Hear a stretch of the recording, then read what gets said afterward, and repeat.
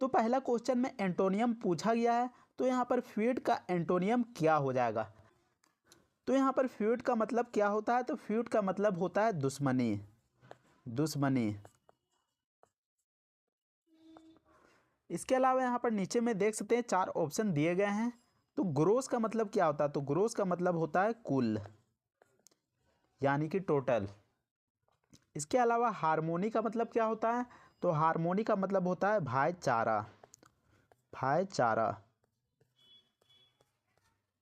इसके अलावा नीचे में दिया हुआ पेरिल, तो पेरिल का मतलब क्या होता है? तो पेरिल का मतलब होता है खतरा।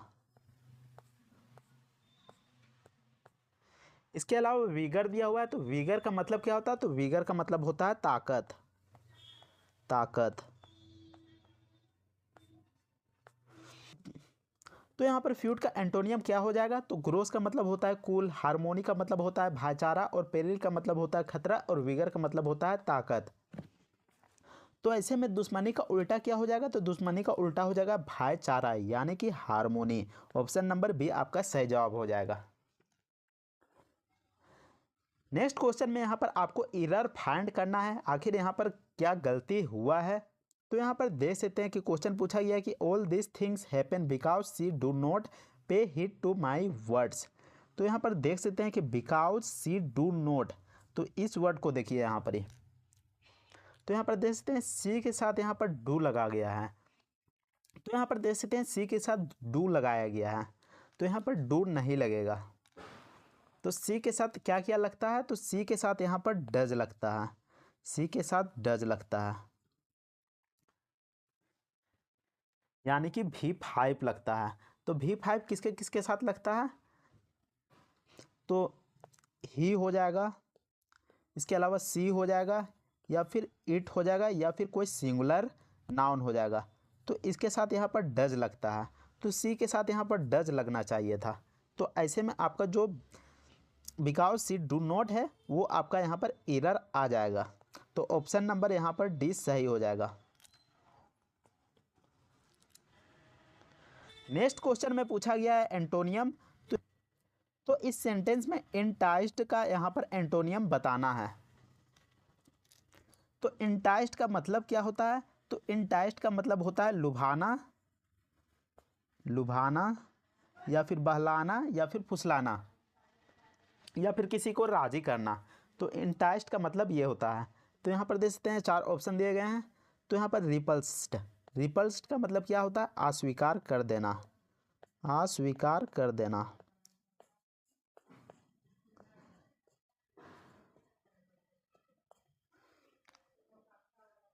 इसके अलावा इनवाइटेड का मतलब होता है आमंत्रित करना, स्कोल्ड का मतलब होता है डांटना। इसके अलावा नीचे देख सकते हैं परसुएडेड, इसका मतलब भी होता है राजी करना।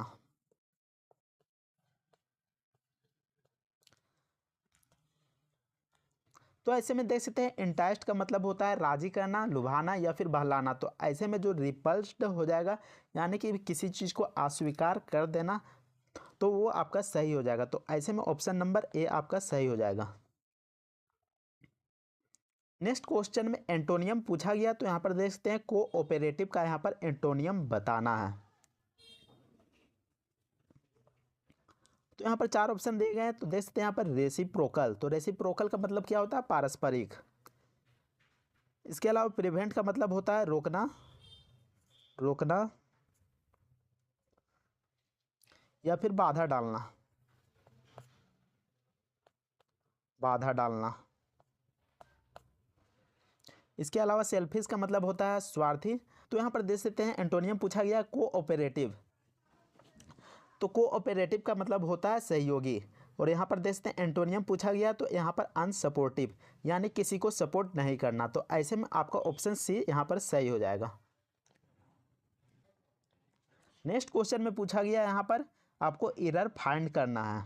तो यहाँ पर सेंटेंस दिया गया है they did not gives the child anything to eat और नो एरर। तो यहाँ पर कौन सा सही हो जाएगा? तो यहाँ पर देख सकते हैं यहाँ पर डिड लिखा हुआ है, और डिड के साथ यहाँ पर हमेशा वर्ब 1 लगता है, लेकिन यहाँ पर वर्ब 5 दे दिया गया है। तो ऐसे में जो बी नंबर है वो आपका यहाँ पर सही जवाब हो जाएगा। नेक्स्ट क्वेश्चन में सेंटेंस इम्प्रूवमेंट करना है। तो यहाँ पर देख सकते हैं professor said that I will be late for the lecture. तो यहाँ पर देख सकते हैं सेंटेंस की जो शुरुआत हो रही है वो यहाँ पर पास्ट में शुरुआत हो रही है, क्योंकि यहाँ पर देख सकते हैं सेड वर्ड दिया गया है। तो ऐसे में यहाँ पर जो विल भी दिया गया है तो यहाँ पर देख सकते हैं यहाँ पर फ्यूचर आ गया, तो यहाँ पर भी पास्ट होगा। तो यहाँ पर ऑप्शन में देख लीजिएगा, तो यहाँ पर देख सकते हैं यहाँ पर सेल लिखा हुआ है एक में, तो ये नहीं हो सकता है। इसके अलावा यहाँ पर मे लिखा हुआ है, यहाँ पर इज लिखा हुआ है, तो ये तीनों ऑप्शन नहीं हो सकता है। यहाँ पर देख सकते हैं वुड लिखा हुआ है, तो ऐसे में आपका ऑप्शन सी यहाँ पर सही जवाब हो जाएगा। नेक्स्ट क्वेश्चन में यहाँ पर आइडियम का क्वेश्चन पूछा गया है। तो यहाँ पर देख सकते हैं क्वेश्चन में पूछा गया है कि सेल लाइक हॉट केक्स। तो इसमें आपको क्या लगता है क्या होगा? तो यहाँ पर आपका जवाब जो हो जाएगा वो हो जाएगा क्विक सेल आउट, यानी कि बहुत जल्दी बिक जाना। नेक्स्ट क्वेश्चन में आपको एरर फाइंड करना है। तो यहाँ पर सेंटेंस दिया गया है the real life stories of these children are very hard to believing. तो यहाँ पर देख सकते हैं टू यहाँ पर लगा हुआ है और टू के साथ हमेशा V1 आता है, लेकिन यहाँ पर देख सकते हैं V4 आ गया है। तो ऐसे में जो आपका ऑप्शन सी है वो यहाँ पर सही जवाब हो जाएगा, क्योंकि यहीं पर एरर है।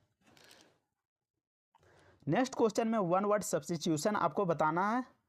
तो यहाँ पर देख सकते हैं क्वेश्चन में पूछा गया है कि one who can use both the hands equally well, यानी कि दोनों हाथों को बराबरी में उपयोग कर सके। तो ऐसे में आपका जवाब हो जाएगा एम्बीडेक्स्ट्रोस, ऑप्शन नंबर डी।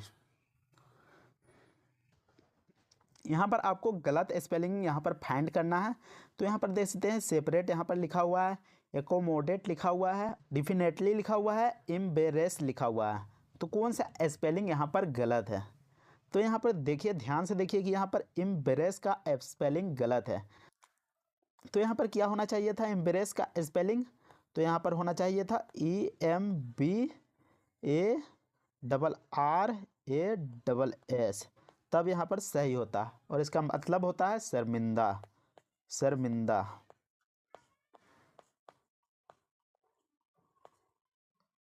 तो ऐसे में आपका ऑप्शन डी यहाँ पर सही हो जाएगा।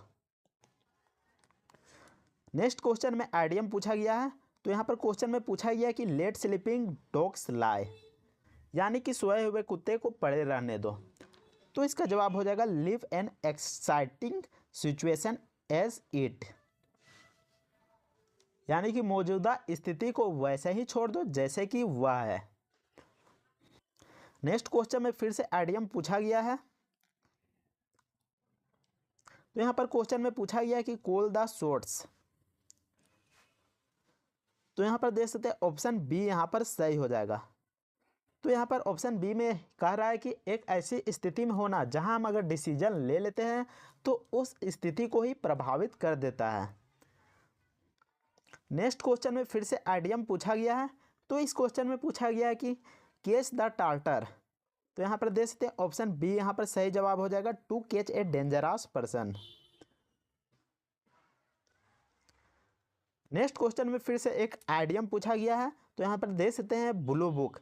तो ब्लू बुक का मतलब क्या होता है? तो ब्लू बुक का मतलब होता है गवर्नमेंट बुक, यानी कि वैसी बुक जो कि सरकारी लेखा जोखा रखता है या फिर दस्तावेज है। नेक्स्ट क्वेश्चन में यहाँ पर सेंटेंस इम्प्रूवमेंट की बात की है। तो यहाँ पर देख सकते हैं कि यहाँ पर सेंटेंस दिया गया है। तो Andrew will be playing basketball at the college tournament. तो यहाँ पर देख सकते हैं विल बी प्लेइंग में यहाँ पर इम्प्रूवमेंट करना है। तो यहाँ पर देख सकते हैं एंड्रयू एक आदमी का नाम है, तो इसके साथ यहाँ पर आर तो नहीं लग सकता, तो ऐसे में यहाँ पर दोनों ऑप्शन गलत हो जाएंगे। इसके अलावा इज जो कि यहाँ पर थर्ड फॉर्म में लगा हुआ है, तो ये भी यहाँ पर गलत हो जाएगा, क्योंकि ये हमेशा पैसिव में यूज होता है। तो ऐसे में आपका जो सही जवाब हो जाएगा इज प्लेइंग, यानी कि option number C. Next question में आपको फिलअप यहाँ पर फिल करना है। तो नेक्स्ट क्वेश्चन में पूछा गया कि Hardik Pandya hit 4 fill up fours and scores 72 runs in the match. तो यहाँ पर जो खाली जगह है वहाँ पर कौन सा ऑप्शन आएगा? तो ऑप्शन नंबर बी जो कंजिकेटिव है वो यहाँ पर सही जवाब होगा। नेक्स्ट क्वेश्चन में फिर से आपको सेंटेंस इम्प्रूवमेंट करना है। तो यहाँ पर देख सकते हैं क्वेश्चन दिया गया है employees should avail them the opportunity to buy cheap shares in the company. तो यहाँ पर देख सकते हैं एवेल देम द अपॉर्चुनिटी, तो यहाँ पर देख सकते हैं खुद का यहाँ बात किया गया है। तो यहाँ पर देख सकते हैं avail them selves of opportunity यहाँ पर लिखा हुआ है। तो ऐसे में आपका ऑप्शन नंबर सी यहाँ पर सही जवाब हो जाएगा। अगले क्वेश्चन में यहाँ पर सिनोनियम पूछा गया है। तो यहाँ पर देख सकते हैं डिसमेली लिखा हुआ है। तो डिसमेली का मतलब क्या होता है? तो डिसमेली का मतलब होता है भयानक, भयानक। तो डिसमेली का मतलब होता है भयानक। इसके अलावा वंडरफुली का मतलब होता है शानदार, और ड्रेडफुली का मतलब भी यहाँ पर होता है भयानक। तो ऐसे में जो आपका ऑप्शन बी होगा वो यहाँ पर सही जवाब हो जाएगा। अगले क्वेश्चन में सेंटेंस इंप्रूवमेंट की बात की गई है। तो यहाँ पर सेंटेंस को पढ़ लेते हैं। He bought a very expensive piece of furniture for his new apartment. तो यहाँ पर देख सकते हैं जो फर्नीचर वर्ड है वो यहाँ पर अनकाउंटेबल है। ऐसे में जो अनकाउंटेबल होता है उसके साथ सिंगुलर यूज होता है। तो यहाँ पर ऑप्शन में देख सकते हैं कि सभी ऑप्शन में यहाँ पर एस लगाए गए हैं, यानी कि प्लूरल लगाए गए हैं। तो ऐसे में आपका ऑप्शन डी नो इम्प्रूवमेंट आपका सही जवाब हो जाएगा। अगले क्वेश्चन में आपको फिलअप को यहाँ पर फिल करना है। तो क्वेश्चन में पूछा गया है कि if broadly beneficial immigration is to be sustained destination countries must acknowledge and fill up the real risk that it raises. तो यहाँ पर देख सकते हैं एक्नॉलेज लिखा है, तो इसका मिलता जुलता यहाँ पर शब्द को यहाँ पर लिखना है।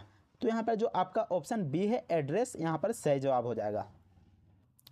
नेक्स्ट क्वेश्चन में यहाँ पर फिलअप भरना है। तो यहाँ पर देख सकते हैं इतना बड़ा क्वेश्चन दिया गया, लेकिन आपको यहाँ पर घबराना नहीं है, क्योंकि यहाँ पर देख सकते हैं जो फिल इन द ब्लैंक्स है उसका आगे में यहाँ पर हेज लगा हुआ है, और हेज के साथ हमेशा वर्ब 3 यूज होता है। लेकिन यहाँ पर देख सकते हैं यह V1 है, यह V5 है और यह V4 है। तो यहाँ पर बचता क्या है? Option number C. तो आपका ऑप्शन नंबर सी यहाँ पर सही जवाब हो जाएगा। नेक्स्ट क्वेश्चन में यहाँ पर सिनोनियम पूछा गया है। तो यहाँ पर एक सेंटेंस दिया गया है और सेंटेंस के अंदर यहाँ पर लिखा गया है एग्रेवेटेड। तो एग्रेवेटेड का मतलब यहाँ पर क्या होता है? तो एग्रेवेटेड का मतलब होता है किसी चीज़ को बिगाड़ना या फिर भड़काना। तो यहाँ पर 4 ऑप्शन दिए गए हैं। तो ऑप्शन ए में दिया गया है एग्जैजरेटेड, तो इसका मतलब होता है बढ़ा चढ़ाकर। इसके अलावा में नीचे में दिया गया है एमलियोरेटेड, तो इसका मतलब होता है सुधार। और यहाँ पर नीचे में दिया गया है सी नंबर में पेसिफाइड, यानी कि शांत करना। और नीचे डी में दिया गया है, इसका मतलब होता है उकसाना या फिर भड़काना। तो जैसा कि मैंने यहाँ पर बताया कि एग्रेवेटेड का मतलब होता है भड़काना या फिर किसी चीज़ को बिगाड़ना। तो यहाँ पर आपका जो ऑप्शन डी है प्रोवोकेट, वो यहाँ पर सही हो जाएगा, क्योंकि इसका मतलब भी होता है उकसाना और भड़काना। तो यहाँ पर देख सकते हैं नेक्स्ट क्वेश्चन में आपको यहाँ पर फिल इन द ब्लैंक्स पूछा गया है। तो यहाँ पर देख सकते हैं the bottom surface of this sea ice is thick slurry of floating ice crystals and my descents fill in the blanks them in motion. तो यहाँ पर क्या हो सकता है? तो यहाँ पर देख सकते हैं जो सेंटेंस चल रहा है वो प्रेजेंट में चल रहा है। तो यहाँ पर जो हेड है वो यहाँ पर कभी नहीं आ सकता। इसके अलावा हेज के साथ हमेशा V3 लगता है। तो यहाँ पर सेटिंग भी नहीं आ सकता है, क्योंकि सेटिंग यहाँ पर V4 है। इसके अलावा यहाँ पर हेव भी नहीं आ सकता। तो ऐसे में ऑप्शन सी यहाँ पर सही जवाब हो जाएगा, हेज सेट। नेक्स्ट क्वेश्चन में यहाँ पर सिनोनियम पूछा गया है। तो फैसिलिटेट का सिनोनियम क्या होगा? तो यहाँ पर फैसिलिटेट का मतलब होता है आसान कर देना, आसान कर देना।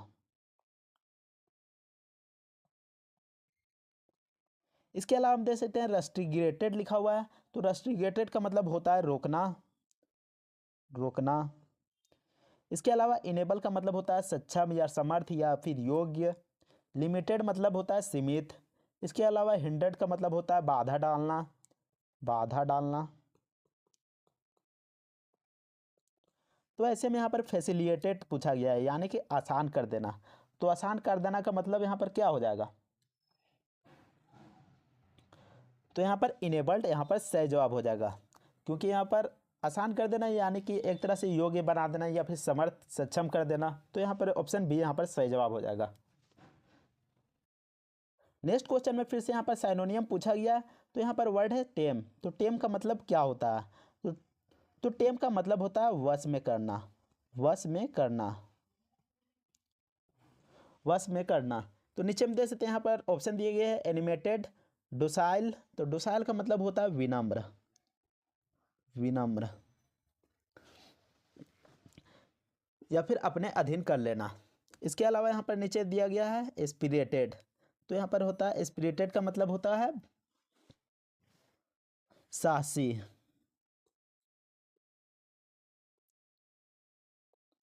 नीचे में यहाँ पर फ्री दिया गया है यानी कि मुफ्त या फिर आज़ाद।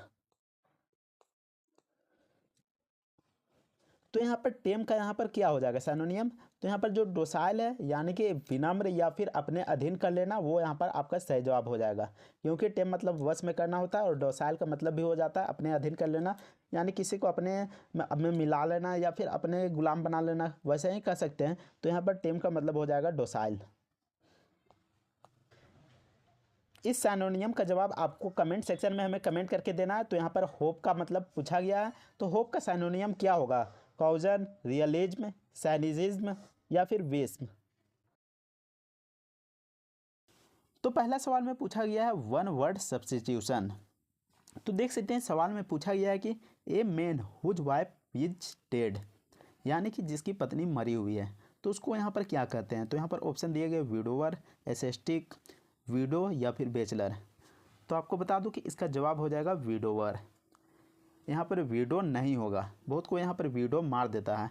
तो विडो का मतलब होता है कि जिसका पति मर गया है, तो यहाँ पर पत्नी पूछा गया, तो ऐसे में आपका जवाब हो जाएगा ऑप्शन नंबर ए विडोवर। इसके अलावा एसेस्टिक का मतलब क्या होता है, तो इसका मतलब होता है सन्यासी या फिर तपस्वी, सन्यासी या फिर तपस्वी। इसके अलावा बैचलर का मतलब क्या होता है, तो बैचलर का मतलब होता है अविवाहित, अविवाहित। नेक्स्ट क्वेश्चन में स्पेलिंग बेस्ड क्वेश्चन यहाँ पर पूछा गया है। तो देख सकते हैं यहाँ पर सेंटेंस दिया गया है, तो सेंटेंस को पढ़ लेते हैं। Several days later he received A written communication. तो यहाँ पर देख सकते हैं कि कम्युनिकेशन का स्पेलिंग यहाँ पर गलत है। तो यहाँ पर ऑप्शन में कौन सा ऑप्शन सही दिया गया है, तो देख सकते हैं यहाँ पर ऑप्शन नंबर सी जो है कि कम्युनिकेशन फॉर्म द मजिस्ट्रेट, तो ये वाला स्पेलिंग यहाँ पर गलत है। नेक्स्ट क्वेश्चन में आपको सेंटेंस इंप्रूवमेंट करना है। तो यहाँ पर सेंटेंस दिया गया है no sooner did he finished his examination then he left for his cricket training centre. तो यहाँ पर देख सकते हैं जो लाल रंग से दिया गया है उसको यहाँ पर सुधारना है। तो यहाँ पर देख सकते हैं डिड के बाद यहाँ पर फिनिश्ड आया है, तो हम जानते हैं कि डिड के बाद हमेशा V1 आता है, तो ऐसे में यहाँ पर V1 आना चाहिए था। तो यहाँ पर देख सकते हैं ऑप्शन बी और सी यहाँ पर गलत हो जाएगा, क्योंकि यहाँ पर V3 है। इसके अलावा नीचे में देख सकते हैं हेड के साथ यहाँ पर V3 आना चाहिए था, लेकिन V1 आया है, तो ऐसे में ये भी ऑप्शन यहाँ पर गलत है। तो ऑप्शन नंबर ए बचता है, जो कि यहाँ पर सही हो जाएगा। क्वेश्चन नंबर 4 में फाइंड द एरर करना है, आपको एरर यानी कि गलती पहचानना है। तो यहाँ पर क्वेश्चन में दिया गया है they will start their journey after the breakfast. तो यहाँ पर देखते हैं ब्रेकफास्ट के पहले यहाँ पर दा लगाया गया है, और आपको बता दूं कि जो डेली रूटीन होता है उसके आगे दान नहीं लगता है, चाहे यहाँ पर लंच होता है या फिर डिनर होता तो भी यहाँ पर दान नहीं लगता। तो ऐसे में आपका जो ऑप्शन डी है आफ्टर द ब्रेकफास्ट, वहाँ पर आपका एरर है, तो ऑप्शन नंबर डी सही हो जाएगा। नेक्स्ट क्वेश्चन में आपको इनकरेक्ट वर्ड को पहचानना है, आखिर कौन सा वर्ड यहाँ पर गलत दिया है आपको चुनना है। तो यहाँ पर देख सकते हैं वोलनेस, ओवरवेलमिंग, लीजेंडरी। तो यहाँ पर देख सकते हैं लीजेंडरी का जो स्पेलिंग है वो यहाँ पर गलत है। तो लीजेंडरी का स्पेलिंग क्या होना चाहिए था, तो लीजेंडरी का स्पेलिंग होना चाहिए था LEGENDRY, तब जाके यहाँ पर लीजेंडरी का स्पेलिंग सही होता है। इसके अलावा नीचे में इंक्लूसिव दिया गया है, वो भी सही है। अब बात कर लेते हैं कि आखिर वोलनेस का मतलब क्या होता है। तो इसका मतलब होता है कंप्लीट यानी कि पूर्णता। इसके नीचे में दिया गया है ओवरवेलमिंग, तो इसका मतलब क्या होता है, तो इसका मतलब होता है अत्यधिक। नेक्स्ट क्वेश्चन में आपको करेक्ट वर्ड को पहचानना है। तो यहाँ पर देख सकते हैं प्रिवेंशन वर्ड को यहाँ पर कई तरीके से लिखा गया है, तो यहाँ पर आपको क्या लगता है कौन सा होगा। तो देख सकते हैं यहाँ पर ऑप्शन नंबर जो सी है यहाँ पर बिल्कुल सही दिया गया है, PREVENTION, प्रिवेंशन। तो प्रिवेंशन का मतलब क्या होता है, तो प्रिवेंशन का मतलब होता है रोकथाम। नेक्स्ट क्वेश्चन में आपको सेंटेंस इम्प्रूवमेंट करना है। तो देखते हैं यहाँ पर सेंटेंस दिया गया है, he is good at playing the guitar then his brother. तो यहाँ पर इज़ गुड को यहाँ पर इम्प्रूवमेंट करना है। तो आपको बता दो कि बेटर के साथ यहाँ पर मोर नहीं यूज हो सकता, तो ऐसे में ये ऑप्शन गलत हो जाता है। फिर गिटार वाला ऑप्शन तो यहाँ पर होगा ही नहीं। फिर बेटर, तो देखते हैं बेटर के साथ यहाँ पर हेल्पिंग वर्ब भी होना चाहिए, तो यहाँ पर हेल्पिंग वर्ब नहीं है, तो ये भी ऑप्शन यहाँ पर गलत हो जाएगा। तो बचता है ऑप्शन नंबर ए, आपका बिल्कुल सही हो जाएगा। नेक्स्ट क्वेश्चन में आपको एंटोनियम बताना है। तो यहाँ पर देख सकते हैं वर्ड दिया गया है आइडल। आइडल का एंटोनियम क्या होगा? आइडल का मतलब क्या होता है? तो आइडल का मतलब होता है आलसी। आलसी। तो यहाँ पर देख सकते हैं बहुत सारे ऑप्शन दिए गए हैं। तो डिलीगेंट का मतलब क्या होता है? तो डिलीगेंट का मतलब होता है परिश्रमी। तो यहाँ पर आंसर डायरेक्ट आ गया। आलसी का उल्टा क्या हो जाएगा? परिश्रमी यानी कि मेहनती। तो ऑप्शन ए आपका यहाँ पर बिल्कुल सही हो जाएगा। इसके अलावा को का मतलब क्या होता है? तो को का मतलब होता है कायर। नीचे में कोलोस दिया गया है, तो कोलोस का मतलब क्या होता है? तो कोलोस का मतलब होता है कठोर। कठोर। इसके अलावा सोबर का मतलब क्या होता है? तो सोबर का मतलब होता है गंभीर। गंभीर। नेक्स्ट क्वेश्चन में वन वर्ड सब्स्टिट्यूशन यहाँ पर बताना है। तो यहाँ पर देखते हैं सेंटेंस दिया गया है, he simply continue to say something in order to convey information in a calm voice. तो यहाँ पर देखते हैं जो लाल रंग से दिया गया है, इस वर्ड का मतलब यहाँ पर क्या है? Say something in order to convey information, यानी कि किसी को कुछ बताना या फिर कुछ सूचना देना। तो इसका जवाब हो जाएगा स्पीक, यानी कि बताना या फिर बोलना। नेक्स्ट क्वेश्चन में आपको फिल इन द ब्लैंक्स बताना है। तो यहाँ पर देख सकते हैं सेंटेंस में दिया गया है, the hiring manager has already offered you the job, no fill up to accept और डिक्लाइन द ऑफर। यानी कि जो मैनेजर है वह पहले ही उसे जॉब के लिए ऑफर कर दिया है, लेकिन अब उसके हाथ में है कि उस जॉब को वह एक्सेप्ट करेगा या फिर नहीं। तो यहाँ पर क्या हो जाएगा? तो यहाँ पर देख सकते हैं ऑप्शन नंबर बी, जो कि the ball is in your court. मतलब यहाँ पर कोर्ट का मतलब होता है खेल का मैदान, यानी कि खेल का मैदान में आपका बॉल है, अब आपका मर्जी है कि बॉल को मारना है या फिर नहीं। तो आपका ऑप्शन बी यहाँ पर सही हो जाएगा। नेक्स्ट क्वेश्चन में यहाँ पर आइडियम पूछा गया है। तो देखते हैं यहाँ पर कौन सा आइडियम पूछा गया है। तो यहाँ पर लाल कलर से देख सकते हैं बरी द हैगेट लिखा हुआ है। तो इसका मतलब क्या होता है? तो इसका मतलब होता है लड़ाई को बंद करो और मित्रता करो। तो यहाँ पर कौन से ऑप्शन में दिया गया है? तो देख सकते हैं ऑप्शन नंबर सी में यहाँ पर दिया गया है, to end a quarrel and become friendly. तो ऑप्शन आपका सी यहाँ पर सही हो जाएगा। नेक्स्ट क्वेश्चन में सेंटेंस इंप्रूवमेंट आपको करना है। तो देख सकते हैं सेंटेंस दिया गया है, the Delhi administrative is seriously worried about the warning to civic health posed by the polluted water of Yamuna. तो इसका जवाब क्या हो जाएगा? तो इसका जवाब हो जाएगा the threat to civic health. Next question में फिर से यहाँ पर सेंटेंस इंप्रूवमेंट की बात की गई है। तो यहाँ पर सेंटेंस दिया गया है, Mohan is respected by everyone because he works hardly. तो यहाँ पर हार्डली जो वर्क है वो यहाँ पर नहीं आएगा, इसके जगह पर क्या आएगा? तो इसके जगह पर आ जाएगा हार्ड। जो आपका ऑप्शन सी है वो यहाँ पर सुधारने की ज़रूरत है हार्डली को। नेक्स्ट क्वेश्चन में यहाँ पर साइनोनियम पूछा गया है। तो साइनोनियम में यहाँ पर कौन सा वर्ड है? तो सोर्डिड। तो सोर्डिड का मतलब क्या होता है? तो सोर्डिड का मतलब होता है घिनौना। घिनौना। घिनौना। इसके अलावा नीचे में देख सकते हैं रेजिडिटी दिया गया। तो रेजिडिटी का मतलब होता है कठोरता। कठोरता। इसके अलावा वेरिएंट का मतलब क्या होता है? तो वेरिएंट का मतलब होता है प्रकार। टेंडर का मतलब क्या होता है? तो टेंडर का मतलब होता है नाजुक। अनप्लीजेंट का मतलब क्या होता है? तो अनप्लीजेंट का मतलब होता है अप्रिय, यानी कि नापसंद। तो ऐसे में देख सकते हैं सोर्डिड का मतलब घिनौना यहाँ पर दिख रहा है। तो ऐसे में ऑप्शन क्या हो जाएगा? अनप्लीजेंट, यानी कि हम किसी को पसंद नहीं करते हैं, उससे नफरत करते हैं, उससे दूर जाने लगते हैं। उम्मीद करते हैं कि आपको ये वीडियो पसंद आया होगा। अगर वीडियो पसंद आता है तो वीडियो को लाइक ज़रूर कीजिएगा, चैनल को सब्सक्राइब जरूर कर लीजिएगा। इसके अलावा हमारे जीके जीएस का भी यहाँ पर क्वेश्चन चल रहा है, तो आप हमारे प्लेलिस्ट में जाके देख सकते हैं। तो मिलते हैं नेक्स्ट वीडियो में, तब तक के लिए जय हिंद, वंदे मातरम।